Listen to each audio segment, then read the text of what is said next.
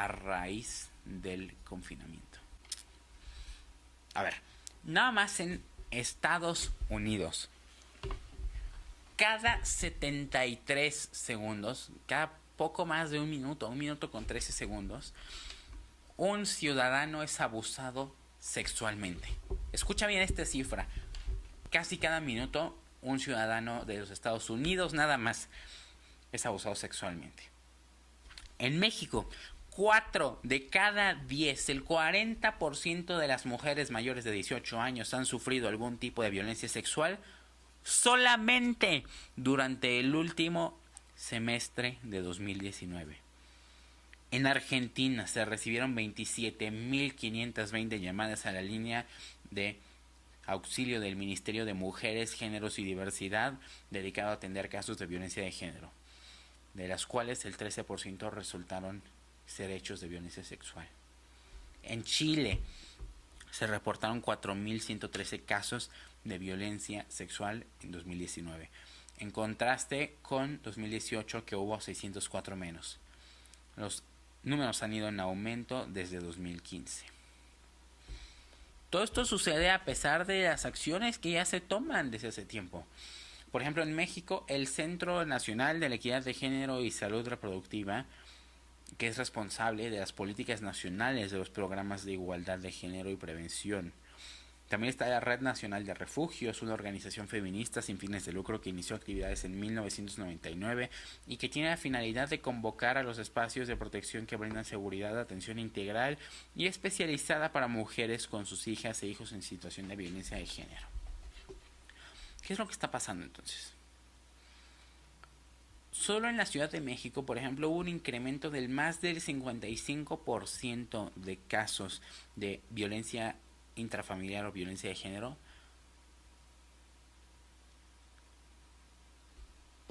en 2020. ¿Qué nos quiere decir esto? A ver, ten en cuenta que estos solamente son los casos reportados de las mujeres que tienen a su disposición un canal de denuncia. Ahora imagínate todos los casos que ni siquiera son reportados y de los que nunca nos vamos a enterar. Y todo esto se vio potenciado. Por supuesto que tiene que ver con una cultura patriarcal que es transicional. Y este tipo de cultura se tenía hace 60 años en Suecia y hoy ya no existe. Entonces la única manera de combatirlo, esto en mi opinión, es a través de desarrollo económico y social. No hay de otra. Sin embargo,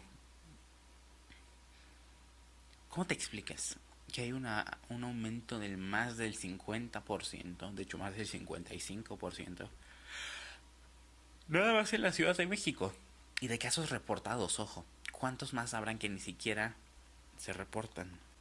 Bueno, la forma de explicarlo es pues que hay una restricción en la movilidad.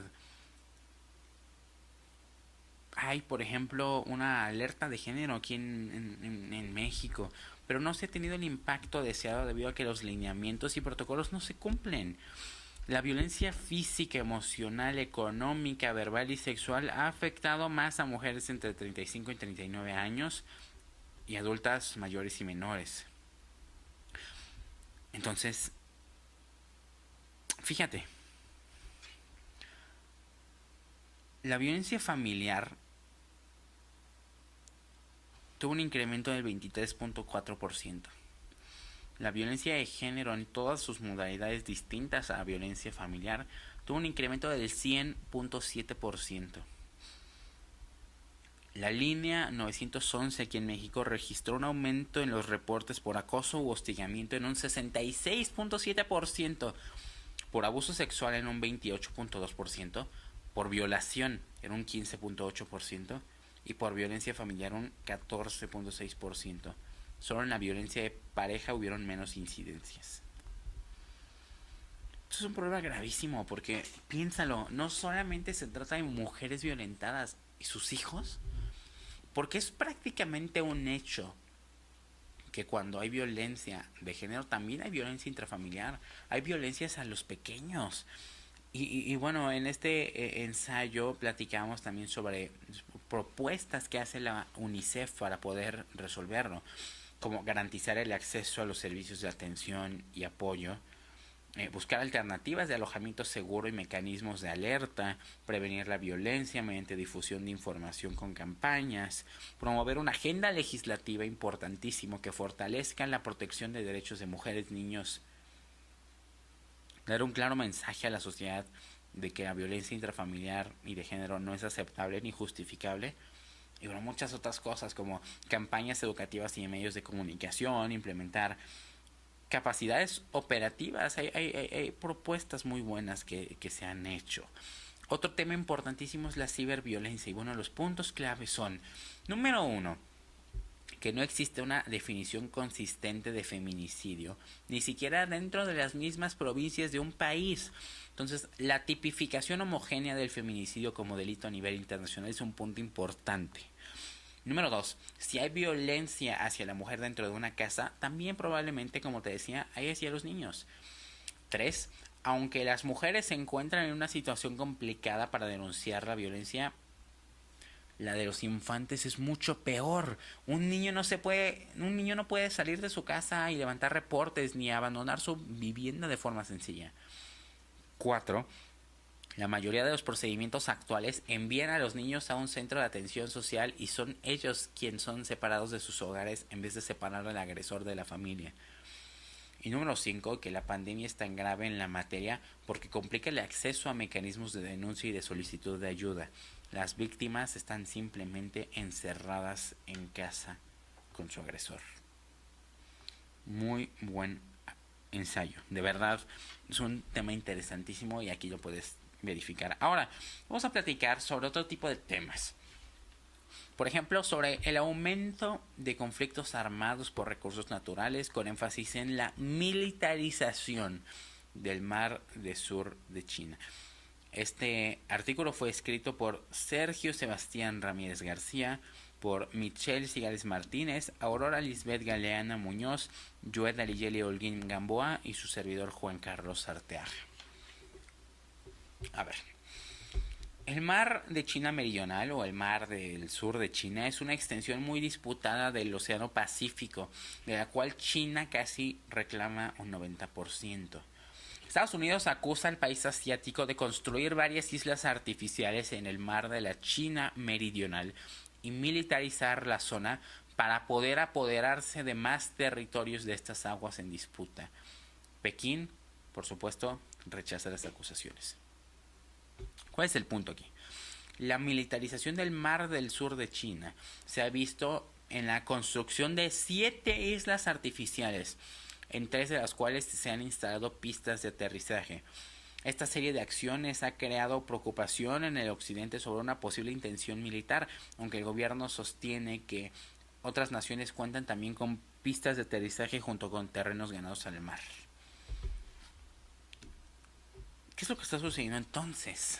Este país asiático, China, está haciendo islas artificiales para militarizarlas, para expandir obviamente su dominio, el dominio de sus fuerzas armadas, pero también para poder extraer los recursos naturales de ahí, fracking, petróleo, todo lo que se puede extraer, porque tú sabes, de acuerdo con la ley internacional, un país tiene cierto radio de derechos sobre el mar que se encuentra alrededor de su territorio.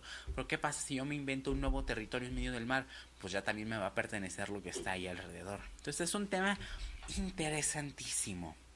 ¿Cuáles son los puntos clave? Bueno, comenzar con que la creación de islas artificiales para el reclamo de territorio marítimo y el beneficio que puede traer a la nación propietaria, pues es importante, pero no hay marco legislativo al respecto.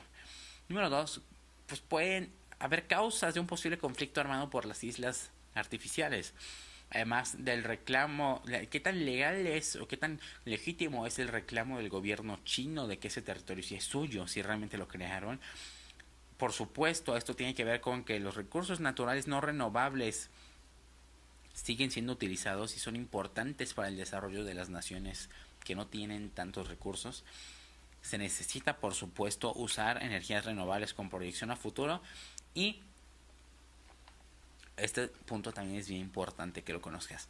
Si tú sumaras todo el gasto a nivel mundial en milicia y en otra mano toda la inversión global en investigación y desarrollo, vas a poder concluir que se gasta 90 veces más en prepararnos para el conflicto que en prevenirlo. Escucha otra vez este dato. Se gasta 90 veces más en milicia y prepararnos para el conflicto que en investigación y desarrollo para prevenir ese conflicto en primer lugar. 90 veces más se gasta en militares que en investigadores y científicos. Esto te dice mucho de cómo está el mundo actualmente. Ahora vamos a platicar, volviendo un poquito al tema de la pandemia, sobre una disputa que hubo sobre el supuesto ocultamiento de información respecto a la contingencia sanitaria de COVID-19.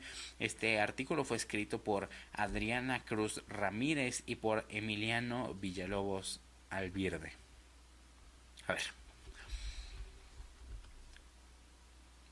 Por supuesto que la OMS ya dijo que quería enviar expertos, seguramente viste en las noticias, a Wuhan, China, para investigar sobre el origen del SARS-CoV-2, que ya ha cumplido más de un año, casi un año y 6 meses, desde que se comunicara el primer caso que se registró como una neumonía extraña y que se ha cobrado al día de hoy millones de vidas.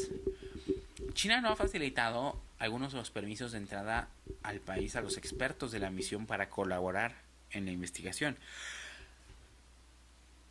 Entonces el gobierno de China está supuestamente causando entorpecimiento para saber los orígenes de esta enfermedad, lo que lleva a la acusación de encubrimiento de información. Siendo así, China es juzgado en materia de derechos humanos por el alto impacto que el virus está causando en la humanidad a nivel internacional y por poner en riesgo el máximo derecho fundamental, que es la vida. Entonces aquí se platica sobre los casos que hubieron a nivel internacional, incluso en Francia, por ejemplo. En Francia hubieron casos antes de que China diera cualquier alerta. Entonces, dos puntos clave para entender este problema es que hay muchos países que requirieron la vacuna china, por lo cual no es China contra el mundo, no es que queramos todos irnos en contra de China. No se trata de culparla tampoco, sino aprender de los errores cometidos para que no sucedan otra vez. ¿Qué sucedió con la OMS? Necesitamos hacer un estudio profundo del origen del virus en Wuhan. China hasta la fecha no ha dado acceso al grupo de epidemiólogos. Es importante hacer que eso suceda. También hay países que no invierten lo necesario en el sector salud, como lo hemos visto, principalmente países en vías de desarrollo. Y esto fue devastador. Y bueno, las nuevas cepas que ya se están transmitiendo en muchos países están a la orden del día. Entonces, las vacunas que ya tenemos pueden de pronto dejar de ser efectivas. Es importantísimo este tema. Igualmente una lectura muy recomendada. Y bueno, para cerrar, vamos a platicar sobre un artículo que fue escrito en inglés por Lauren Lisset Yaurado Reyes, por Martín Eusebio Brenda Salas y por Rogelio Miranda Figueroa, que trata de medidas para asegurar la privacidad y la seguridad de los usuarios de plataformas digitales, con un enfoque en Facebook Inc. y Google LLC. A ver, una plataforma digital es un lugar en el cual se intercambia información, bienes o servicios entre productores y consumidores, así como la comunidad que interactúa con la plataforma. Entonces, de acuerdo con el propósito de cada usuario, pues las redes sociales pueden permitir la compartición de conocimiento, de bienes, como te decía, de material, de entretenimiento, contenido. Entonces, por supuesto que las plataformas digitales son los medios preferidos para muchas interacciones humanas y proveen valor a cada uno de los usuarios. Sin embargo, con el crecimiento del universo digital hay nuevas y variadas amenazas a la privacidad, como que, por ejemplo, han habido muchas brechas de seguridad. Entonces, el artículo nos propone 3 diferentes acercamientos hacia la privacidad. Está la privacidad decisional, que es la habilidad de un individuo de tener una vida autónoma, de poder hacer elecciones sin interferencia o intimidación foránea. Es decir, protección en contra de la intrusión a la casa de las personas, comunicaciones, opiniones, creencias, identidades. Que tú puedas hacer lo que tú quieras sin que nadie te esté diciendo lo contrario. Número 2, está la privacidad informacional. Por supuesto, la famosísima protección de datos. Los individuos deberían controlar quién posee data acerca de ellos y qué decisiones se pueden hacer con esa información. Y por supuesto la privacidad física, que es el derecho de un individuo a un espacio privado y una integridad corporal. Entonces, ¿qué sucede con Facebook y con Google? Desde toda la información que tienen y que nosotros accedemos a darles, hasta las brechas de seguridad cuando sus servidores o sus facilidades son hackeadas y la gente, la información de la gente se ve vulnerada. Incluso hasta todo lo que sucedió, por ejemplo, con Cambridge Analytica y la elección de Donald Trump.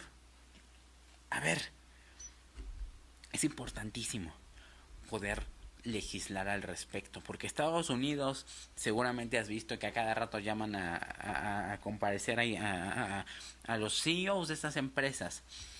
Es importante, y los puntos claves son que el término de privacidad necesita una definición universal en todos los sentidos, uno que sea aceptado en todos los países y que englobe todos los aspectos de la vida humana.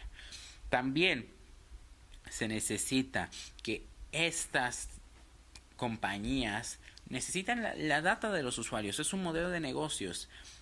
Entonces, sí se les tiene que dar información, pero ¿cómo y para qué? Y el usuario realmente está consciente de la información que está dando, es importante. Número 3, Facebook hasta el momento está enfrentando 2 juicios, 2 demandas. Ambas compañías, Facebook y Google, han sido víctimas de hacking, de ataques externos, y algunas regiones como la Unión Europea ya han tomado medidas y hecho leyes sobre privacidad.